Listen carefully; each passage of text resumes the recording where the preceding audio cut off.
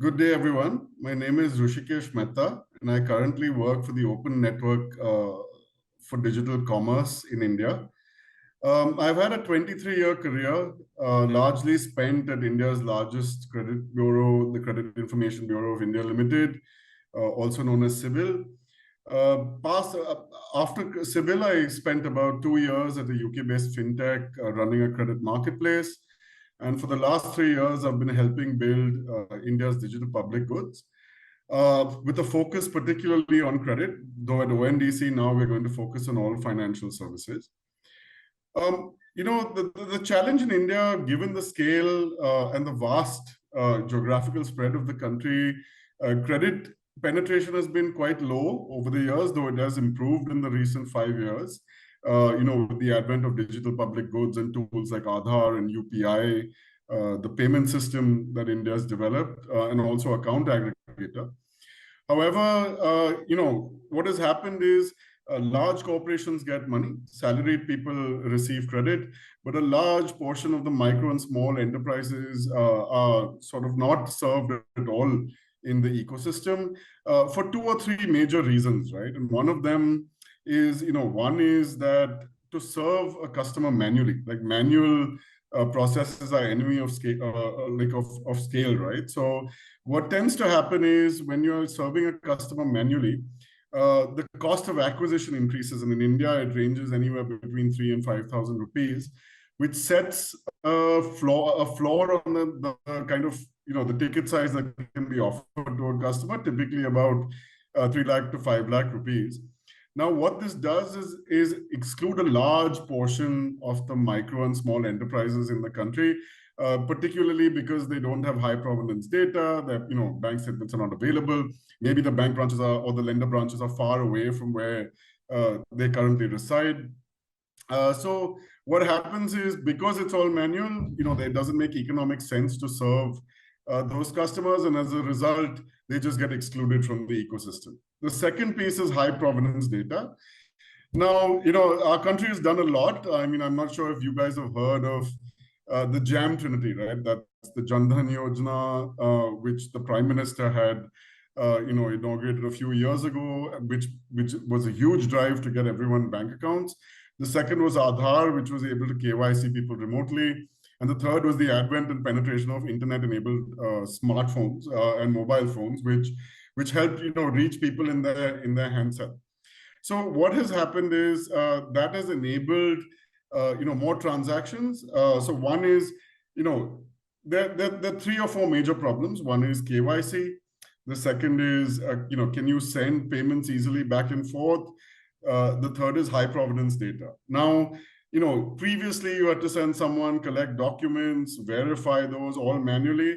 Now Aadhaar solves that problem across the country, right? You can be a lender in Mumbai and lend to someone in Andaman and Nicobar Islands and never have met the borrower, but you can KYC them remotely because of Aadhaar. Secondly, UPI has been a game changer as well because it's a no-cost payment system. Even now, small ticket loans as small as 500 rupees are possible to do. And why do I say this, right? Because typically in payment processing, the payment processor takes away 1% each time money flows up and down, right?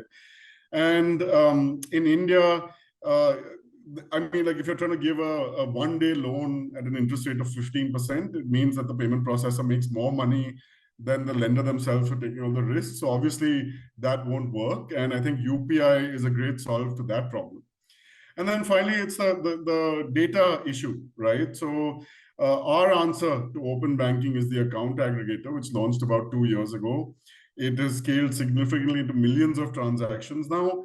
And what that basically does is, again, with just a single OTP, you can consent to share your bank statements with multiple lenders when you're applying for a loan. And what's more is, in the future, we're also going to have our GST data, which is the invoice data that MSMEs file.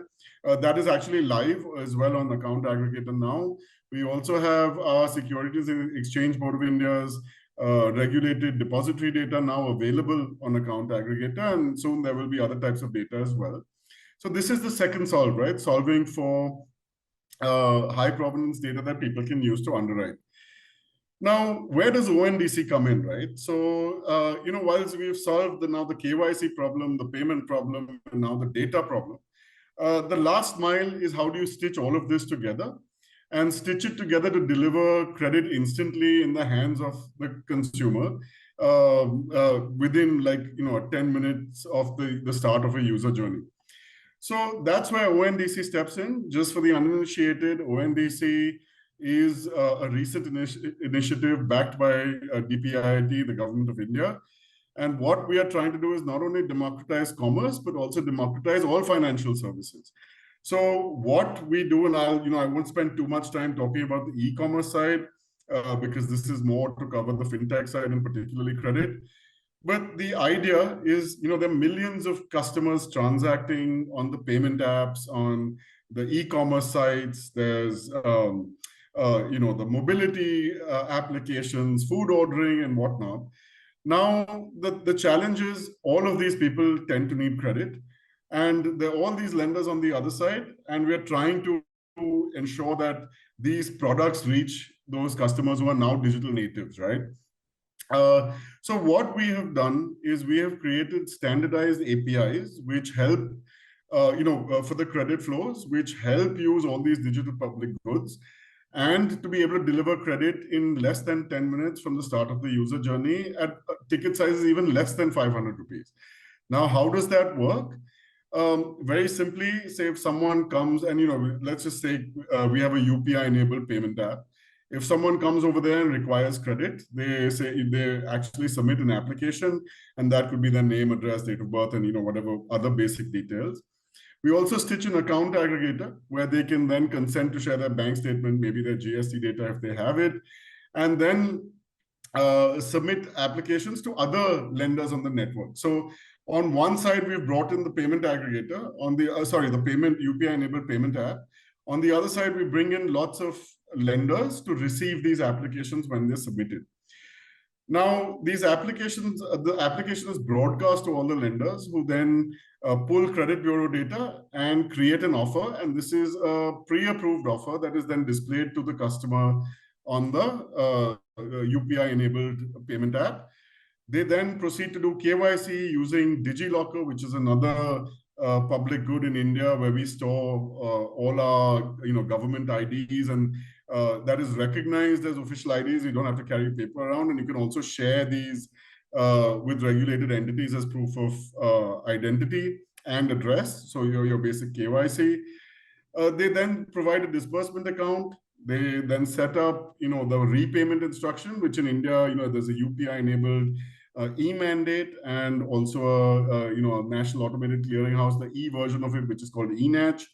And then they sign an agreement, a loan agreement, signed using eSign, which is also a part of Aadhaar, and the loan is disbursed. And this whole thing takes 10 minutes. We've already run a pilot in the last couple of years, and we've seen that it works. So now we are going to do this at scale. Now, why is this standardization so important when we create this network model of these standardized APIs? See, the major issue is, when you have a single app, it's dominant. It doesn't have much incentive to be in front of every customer, right? But if we are able, and I think the best example, to give is what sort of Unilever did in India with shampoos, right? Nobody sold. They said 1 liter shampoo is not selling, so can we break it into a 1 rupee sachet and put it in every kirana store possible so that the distribution is wide and it's an affordable ticket size for someone to get. So using the same philosophy, the idea is, can you embed credit in every digital nook and cranny in India, and in a way that is fairly simple and usable, right? So you don't have complex custom flows, custom APIs. You have standard APIs that both the lenders adopt, the buyer apps, which are these various apps which have millions of customers on them. And when they connect to the ONDC network, they have on the demand side, if I'm a payment app and I connect, I have all the lenders immediately available to me. And on the flip side, if the lenders connect, I have all the buying apps available to me. So I don't have to do this individually. And what that does is it creates a level playing field for both large and small players to access the market. So, if I had to describe what we're trying to do at ONDC, other than the overriding principle of driving financial inclusion with the use of credit on ONDC, the main thing that I'd like to highlight that it's creating a market for sellers. So you're actually expanding the market and you're creating choice for buyers, whilst reducing that cost of acquisition. So the ticket size is small. So what you've done is basically created a whole new class of customers that previously weren't reachable by these lenders. Now, as we were thinking about it, look, we all know credit drives income generation, and which is why we are so keen, right? A lot of people who don't have formal access to credit pay 6%, 10% a day. I think Bangladesh was, the pioneer 22, 23 years ago with microfinance, with the self-help group and, joint liability group model. I think now, though, we've got technology that can solve that problem where you can KYC, you can underwrite using data because people have more become digital natives, and you can create the sachet sizes. So the idea was, look, if you can do credit for income generation, then what about the other things, right? So the natural progression. So we were like, okay, we'll do credit for income generation. We'll do insurance to insulate people from economic shocks, because the people at the bottom of the pyramid who are starved of financial services are the most vulnerable as well, right? And I think providing sachet-sized health insurance, maybe even health insurance that you can buy daily, instead of having to spend like 15 or 20,000 rupees at one shot annually, which is very expensive for a daily wage earner, it'll create a new market for companies as well, and provide more choice to buyers, which is again the theme at ONDC for in terms of insurance. And then finally, the last step was like, look, we're going to do credit, we're going to do insurance. Why not that we also do investments, right? Because that's the last thing. If you're enabling people to generate income, why not you enable them to have options where they can also build wealth? Like, for example, I think a majority of the Indian population has not invested in the equity market via mutual funds. The only options they have are chit funds and fixed deposits, which by and large you tend to get poorer over time, and you don't have that hedge against inflation by investing in equity index funds and the like. So that is the other thing that we are going to be doing at ONDC going forward. Now, just as a like a point of reference, I think whilst we build technology to do these things, I think it's very important to also build other enabling functions around the ecosystem when these efforts are being made. And what do I mean by that, right? Like, look, we'll build this great technology where people can reach customers in new unexplored geographies. But look, some of them may not have, forget credit track, they may not have even bank track, right? They might be new even to banking, new to income. So how do you incentivize or provide safety to lenders to be able to lend to this segment? I think it's very important for policymakers and to get involved with this, because setting up credit guarantees for new to bank, new to credit, and new to income customers will make a lot of sense. Especially, you can cap the ticket size so that the ecosystem doesn't go wild in terms of lending just because they're provided a cover. But it provides an ability even for the borrower to get started in terms of creating credit track. And then, once the first few loans are paid back, lenders become more comfortable lending to these guys, especially when it's unsecured. Now, the other thing that can be done, is interest subvention, especially for new to credit and new to income borrowers. And this is just to give them a chance to be able to, especially if they're at the bottom of the pyramid, haven't had access to finance before, to make the loan a little cheaper so that they have a better chance of paying it back. And again, as they make track, as they take credit, generate income, and move ahead, it really, really will help them to create track and then get access to cheaper and cheaper credit over time. So, and then the final thing, right? Like, we've built all this cool technology. You've put in, incentives for lenders to venture into these markets. You've made it cheaper for borrowers. I think the final thing that we have to keep in mind is creating a robust credit reporting system, Because like I've mentioned maybe 2 or 3 times, loans are disbursed within 10 minutes of the start of the user journey. But typically credit bureau cycles, because, over 20 years, I think the market has moved, but the technology hasn't caught up yet.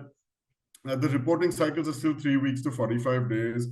And it's terribly important that these loans are reported in almost real time, because look, the same person could go and apply of different apps for loans and take them, and like within 3 weeks they'll be completely over leveraged and no one will know till that happens, is reported to the bureau.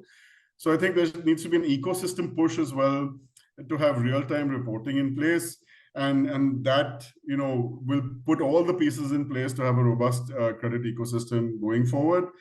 Now, before I sort of bring this to a close, I just want to talk about some of the use cases that we're going to try to enable, right? We're thinking about doing cattle financing, because there are companies in India that have actually digitized cattle health data and farm performance, dairy farm performance data. So, lenders can use this to see how they've performed in the past, and hence like finance an 80,000 rupee cattle loan. We're thinking about doing this for agriculture as well, where contract farmers, where there's data collected about patches of land and how, what crop has been produced and to what quality and quantity. So that data can also be shared with lenders, and contract farmers then can rent the land to cultivate it, and maybe we'll give credit for seeds and credit to rent a tractor and so on. And one of the other use cases, even in mobility, because ONDC's in the ecosystem, there's an app called Namayatri, which is now live in the south and in Kolkata. Auto drivers also tend to need about 450 rupees a day, and then maybe a tank of gas to drive an auto around to make some money. And then can we provide them a loan to cover that and the tank of gas, so that they can earn money, pay back the loan, and keep the difference at the end of the day? So these are some of the interesting cases. We also, we're starting with similar, just simple unsecured personal loans and GST database invoice loans, but we will eventually power all these use cases, and we purposefully tried to focus on driving unsecured, because if you have collateral, you tend to have some money, so you don't particularly need the credit, or if you need it, you can pawn it or what have you, right, or mortgage it. So that is going to be our focus for the next year or so, and then once we scale that, we'll also get into purchase financing using the same rails. Someone can apply for a loan, purchase seed. Someone can apply for a loan, purchase a TV. So both on the consumer durable and on the business side as well. We're even thinking about doing retailer financing when retailers buy FMCG products from distributors, and distributor financing when they buy it from the OEMs. So the use cases are as much as you can imagine. What we've done is built infrastructure that can handle it all, and in the next year and a half, maybe at the next year when we show up to talk about this, we can talk with numbers and what the experience has been, because we launched the credit spec about 2 to 3 weeks ago, and we expect this to be live in the next 2 to 3 months on ONDC. So I know this is a recorded program, so I'm going to stop here, and I'll probably be there live to talk with you all and answer questions if you have them. So thank you for your time, and I hope you found this interesting.